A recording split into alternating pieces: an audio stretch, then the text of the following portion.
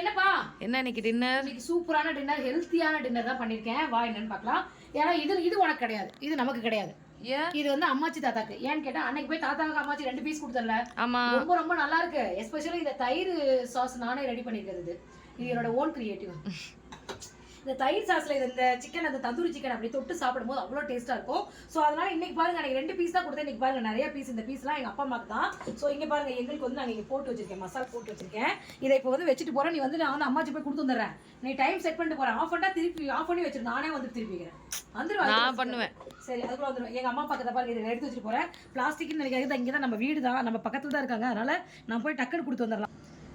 நல்லா வெந்திருக்கு. இங்கே பாருங்க, கறி தான் இப்படியே பிச்சா கூட அப்படியே வருதுங்க. உண்மையிலே இந்த ஏர் ஃப்ரை எல்லாம் நம்மள மாதிரி ஆளுக்கு தான் இதெல்லாம் தேவை. சரி இருங்க, இன்னொரு பீஸ் எடுத்து வச்சுக்கலாம். ஏர் ஃப்ரைல சிக்கன் போடும்போது அப்படி சொட்ட சொட்ட மசாலா இருக்கக்கூடாது, ட்ரையா இருக்கணும்.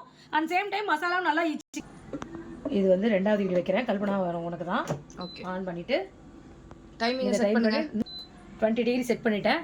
185 டிகிரில 20 மினிட்ஸ் வச்சிருக்கேன். ஓகே, கிளம்பலாம். வண்டி சார் எடுத்துட்டேன். சரி, நான் போயிட்டு வந்துட்டுமா?